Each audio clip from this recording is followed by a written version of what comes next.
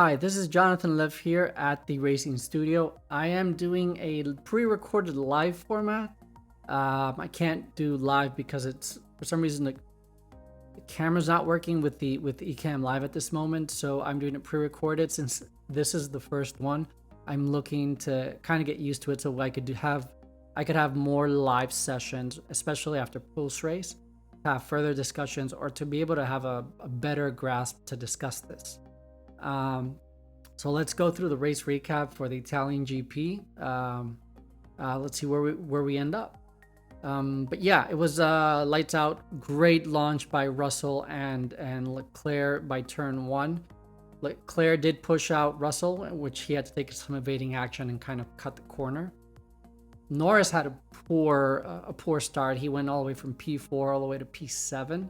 But who had a great start was Verstappen, who started at P7, ended up by turn 1 in P5. Now, by the end of lap 1, he was in P4, and by the end of lap 2, turn 1, he passed Ricciardo to be in P3. So Verstappen by lap 5 passed Russell to take over P2 and then hunt down Charles Leclerc, who was way ahead and wasn't pulling away, but definitely had a nice gap. I think it was a 4 or 5 second gap after Verstappen passed Russell. So you had Sainz, who was making his way through the field, already P10 by lap 6 and P7 by lap 10. On lap 8, Perez pitted for some hard compounds because Perez had spotted his soft tire, and so they saw the vibrations happening and they called it very critical, so they needed to change his tire. By the time they changed his tire from softs to hard, early on, lap 8, it was you could see on the camera that his right front wheel was catching fire, and so he was trying to do a lot of lift and coasting in order to cool them down. But that was a pretty tough situation or moment for Perez, because if he wouldn't have gotten that in control, that would have meant he would have had to retire the car, or the FIA would have asked him to come into the pits to check it out prior to releasing him to continue racing. So that was Perez by lap 8. On lap 12, Vettel had to pull over and was out of the race, which brought out a virtual safety car. Now, in that virtual safety car, one of the very few people that pitted from the front runners, the only one was really Charles. He chose to pit to change from the soft to the mediums, and this is on lap 13 or so. By the time he pitted on the virtual safety car, the light turned green. So he was leaving the pit, light turned green, and you had Russell and Verstappen, who didn't stop in the virtual safety car, ahead of him and speeding off. And heading out. That meant that Charles now had to catch them up and had to be very gentle with the tires, because if he mismanaged the tires, if he worked them too hard from the beginning, then the stint he needed to be able to last with those mediums would have not worked. Now, they were targeting of going to plan C or plan B. Ferrari always has these crazy amounts of plans. They go all the way, I think I've heard already they've gone to plan E. But this case, I think they were discussing if they were going to do a one-stop or two-stop strategy. Later on, we find out that they had to do a two-stop strategy because it wasn't working for them, and they thought that maybe with a two-stop strategy, that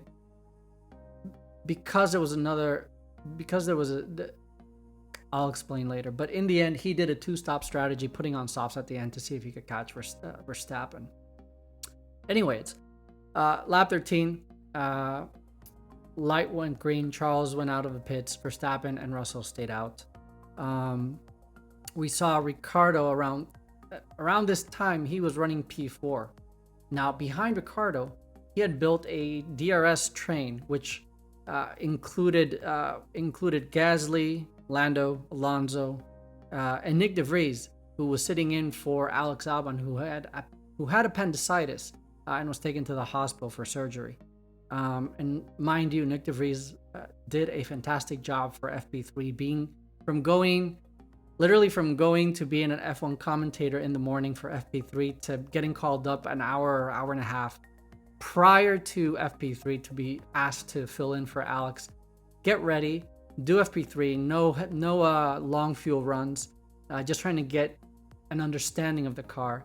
In FP1, he had the opportunity to drive the Aston Martin, but you're talking about two different cars. So by having these two different cars, they wouldn't feel the same. So for the driver, he needs to get used to it, and he had probably less than 30.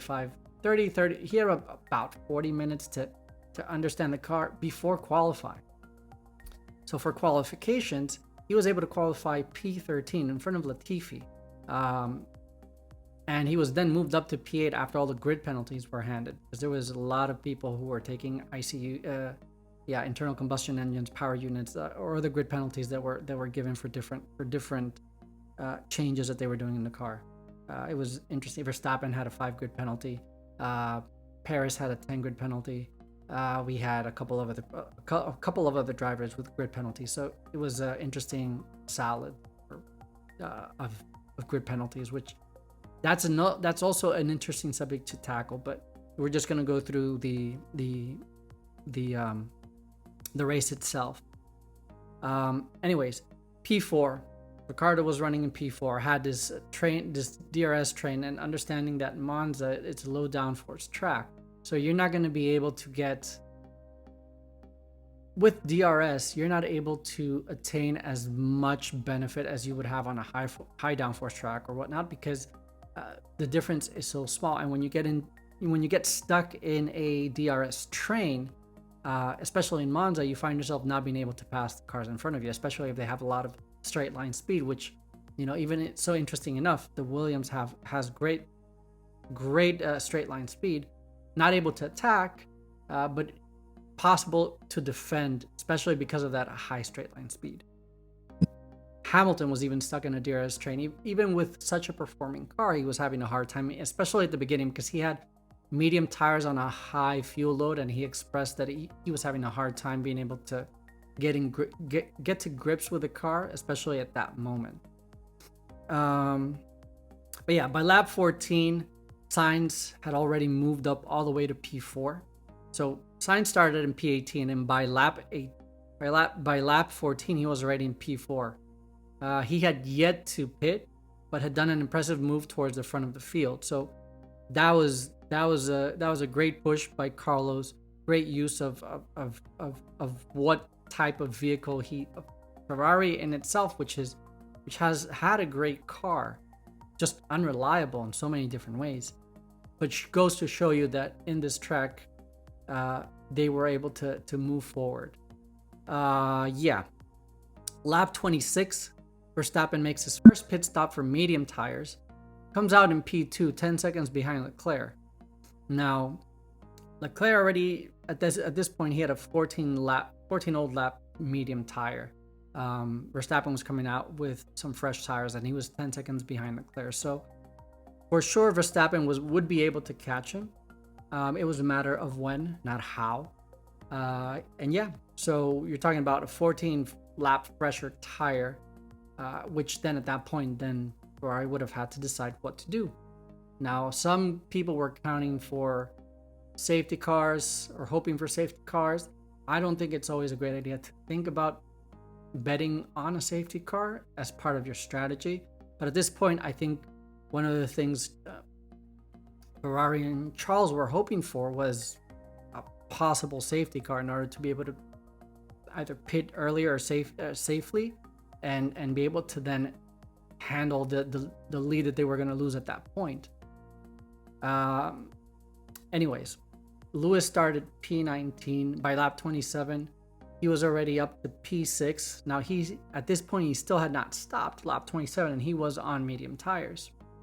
Hamilton expressed that as the time went through and as the car was getting with lower fuel or burning up fuel, the car was getting stronger and stronger and stronger.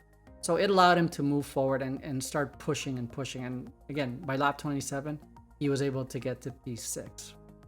Lap 31, Sainz finally pits for some soft tires. He was expressing over the radio that he wanted softs. It's not that he was pushing for the longer stint, but since they were going for a one-stop strategy and he was losing about a second a lap, it was imperative that he would use soft versus hard tires. Because again, in races, you need to use two different compounds. You're not allowed to finish or start and finish a a race with just one set of tire. You need to use a different compound. In this case, he chose medium and then soft. Now, lap 33, Alonso was asked to retire the car. It's a shame, because if you look at his streak, he had amazing streak in the last couple of races where he was finishing in the top 10 consistently, scoring points for Alpine consistent, which was amazing. But yeah, lap 33, Alonso was asked to retire the car. Lap 34, Leclerc then decided to pit for some softs. Now, Leclerc pitted for some softs, lap 34. We're talking about 8 laps after Verstappen pitted. He came out P2, and he was about, at this point, 20 seconds behind Max. So we're talking about lap 34. The race had 53 laps, so he had 19 laps to make up 20 seconds. Which, if you look the softs, what had the potential to do so, but Verstappen and Red Bull have such a strong car. It seemed that it would be a difficult or a tall order, which actually that's what ended up happening. Is it became a tall order, because even after 7 laps, by lap 43, he was still 18 seconds behind Verstappen. So yeah, lap 42, Stroll retired the car. So it was a very unfortunate event for Aston Martin. Both cars retiring here in Italian GP. A lot of woes, a lot of questions to be asked. Lap 47, and this is so sad and so unfortunate for Ricciardo. He had to retire the car. He was asked to pull the car to the side of the track, bringing out a safety car. Lap 47, and he was, I think at that point he was P7 or P8. He was running a fantastic race, managing his pace, having a strong race, and unfortunately for him, he had to retire the car. But the marshals weren't able to move the car because the car didn't, and they could not put it in neutral. It was stuck in gear. So by the time the marshals mentioned that they could not move the car, then they had to get a lift to move the car.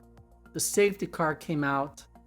I don't know how long after, but it took a while for the safety car to come out. Then picked up George Russell instead of picking up Verstappen. And so at that point, the safety car had to let George Russell and everybody behind George Russell until Max Verstappen to go around the lap and catch up the whole pack before they would allow for a green light to happen. Now at this point, we're looking at lap 51, 52 on a 53 lap race, and so at this point they called it in, and they ended the race with the safety car in front, which was unfortunate because from lap 47 all the way to lap 53, we're talking about 6 laps in which they could have easily made better calls, better judgment, faster judgments with Ricciardo, because he was in a dangerous area. Although they were able to find an opening slot to be able to lift and pull out the car. And then with I don't know what happened. I think that's something I'll look into. Why did Bert Mylander in the safety car pick up George Russell instead of picking up Verstappen? What happened in that interim where they didn't come out for Verstappen? So that being the case, this is something that could have ended up in a final race called the last 2 laps. Everybody pitted for softs. Russell pitted for softs. Leclerc pitted for softs. Verstappen had a new pair of softs, which would then have been an interesting final 1 or 2 laps to the end, which again, it's what everybody wants to see. Everybody wants to enjoy, and brings also the memories of what happened in Abu Dhabi with the call made by Michael Massey. Now, Michael Massey, again, this is not to stir the pot, but the choices they made in Abu Dhabi, related to what the regulations say, created a whole piece of drama, which brought some memories, even for me as I was watching the race, brought memories of Abu Dhabi. Now, the way they finished the race was the right way to finish the race, even if the calls were made late, laps ran out. 100% made the right call to end the race with a safety car in front.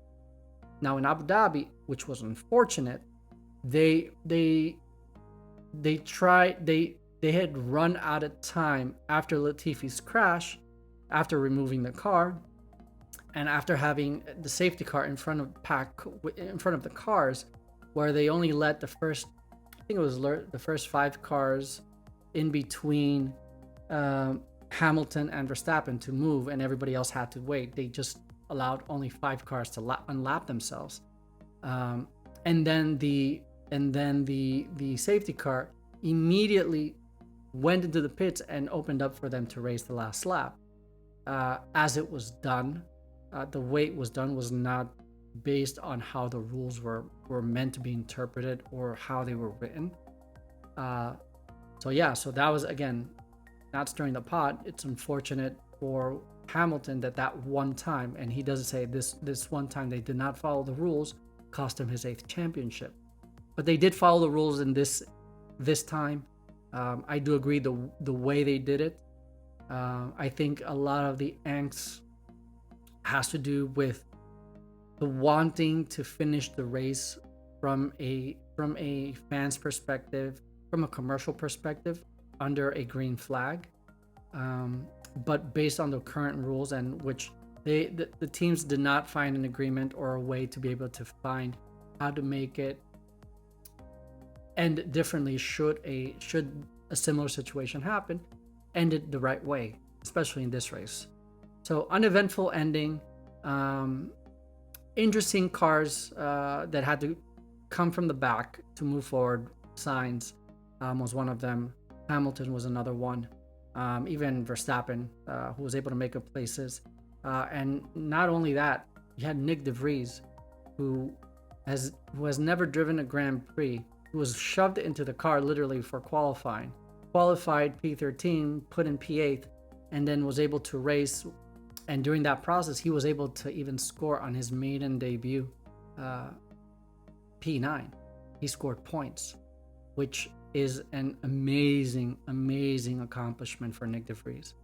And I have my personal thoughts on Nyck De Vries, and I will say that I do see him, and I do want him in Formula One for next year. I think as a calling card, he's proven. He in Formula 2, he was a Formula 2 champion 2019, a Formula E champion 2020, 2021. He has a strong driving background. He's shown the potential. He's been able to get into cars, deliver strong FP1 performances in terms of what the teams need for Williams and for Aston. And he showed himself that he can race with the best. Being chucked in with 24-hour notice for the race. He was chucked in an hour before FP3. So yeah, at the end you saw that his shoulders were done, completely done. He was devastated. His shoulders were devastated, and yeah, they had to pull him out of the car. But he did such a great job that there should be no reason why he shouldn't be able to find a seat for next year. I think it's going to be, from what I've read, it's going to be up to Nyck De Vries to decide his outcome to a certain extent. Now, I'll make a separate video related to Nyck De Vries. I'll try to do the Nyck De Vries discussion live as well, because I think it's a fantastic story that I'd like to kind of elaborate and discuss it and talk to you guys a little bit more about it, as I'm going to run through it, do some research, because I do think he does deserve a seat in Formula One for next year, whether it be Alpine, whether it be Williams. He does deserve it. And I think, and I'll express it again, I think that if he does enter Formula One, that he will probably be the person who will replace Lewis Hamilton by the end, or whenever Lewis decides to retire. I think he does have the skills, the quality, he has the personality, but he has the focus, he has the determination, he has the skills, he's shown his capabilities. And I think between him and George, for the future of Mercedes would be a great duo to have. And understanding that he is 27 years old, there's a level of maturity that comes with it, that call him a rookie driver for Formula One. That maturity plus his knowledge of driving, of race car competing, especially being a winner in Formula 2, being a winner in Formula E, would bring a sense of stability, a sense of clarity, a sense of focus that many rookies may not have coming in when they're so young and so hungry. He is hungry, but he is humble and very deserving of a chance. So that's what I see. I do appreciate that you guys hopefully stayed to the end of this pre-recorded live. I look forward to making an actual live as soon as I can get the camera working, because I do want to do more lives. I think it's a little more exciting, a little more fun. I think it's a little more engaging. Yeah, and I think that's the way I would like to go. So I thank you guys for hopefully staying until the end. Leave any comments below if you have any questions, or if you have any comments that you want to leave, or thoughts or suggestions that I could do in order to improve whatever it is I can improve, being at quality, being content. And I look forward to discussing my next video. Will probably be about Nyck De Vries.